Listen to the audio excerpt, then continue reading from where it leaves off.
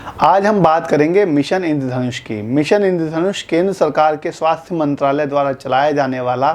वह अभियान है जिसके तहत बच्चों को देश में टीकाकरण सुनिश्चित किया जाना था। मिशन इंद्रधनुष के तहत बच्चों को 7 तरीके के टीके, जिनमें tuberculosis, poliomyelitis, hepatitis B, diphtheria,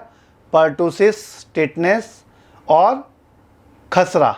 इन सब बीमारियों से बचाने के लिए बच्चों का टीकाकरण मिशन इंद्रधनुष के अंतर्गत होना था, जो सरकार ने 25 दिसंबर सन 2014 को शुरू किया था। 25 दिसंबर 2014 को शुरू हुआ यह कार्यक्रम मिशन इंद्रधनुष, जिसका उद्देश्य था कि देश में कोई भी बच्चा ऐसा ना रहे जिसका टीकाकरण ना हुआ हो या जिसको ये वैक्सीनेशन ना लगे हों। बाद में केंद्र सरकार ने उनमें कुछ और टीकों को जोड़ा, क्योंकि केंद्र सरकार को यह पता लगा कि कुछ विशेष क्षेत्रों में कुछ विशेष प्रकार की बीमारियां, जैसे कि हमने देखा है कि गोरखपुर में बच्चों को दिमागी बुखार और कुछ अलग अलग तरह की बीमारियां हो रही थी, तो केंद्र सरकार ने उस टीकाकरण अभियान में कुछ और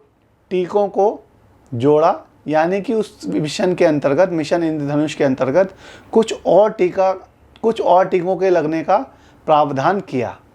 बेसिकली 2014 से पहले 10 में से 6 बच्चों को ये कवरेज मिलता था कि 10 में से 6 बच्चे टीकाकरण बच्चों का हुआ रहता था। लेकिन इस अभियान के बाद यह हुआ कि 10 में से लगभग 9 बच्चे इसके अंतर्गत आने लगे और 10 में से 9 बच्चों को, यानी जो कवरेज पहले 60% था वो बढ़कर 90% हो गया। और 2014 में शुरू हुए इस मिशन का जो उद्देश्य था वो ये था कि 2020 तक यह कार्यक्रम ख़त्म कर देना था। मतलब यह सुनिश्चित किया जाना था कि देश में कोई भी बच्चा ऐसा ना रहे जिसका कि टीकाकरण ना हुआ हो। लेकिन केंद्र सरकार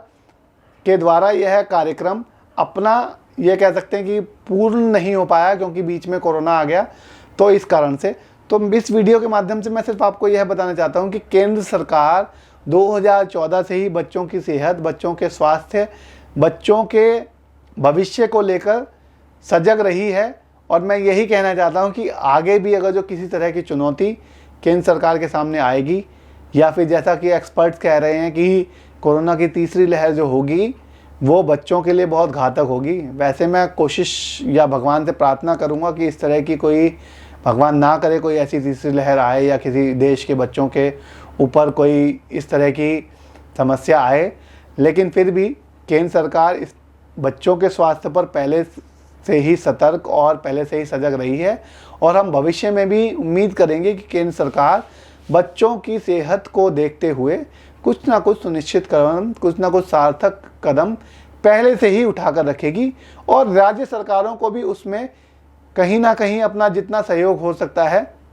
वह अभी से ही करना चाहिए, ताकि निकट भविष्य में अगर जो कुछ इस तरह की समस्या आती भी है तो देश के बच्चों की जान पर कोई खतरा ना हो और देश के बच्चे हमेशा सुरक्षित रहें, क्योंकि देश के जो बच्चे होते हैं वही देश का भविष्य होते हैं,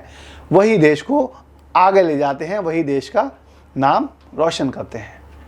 धन्यवाद। चैनल को सब्सक्राइब कर लीजिए अभी। दिल्ली एनसीआर, दिल्ली सरकार और दिल्ली नगर निगम से जुड़ी हुई लेटेस्ट खबरों के लिए देखते रहिए चुनाव टीवी।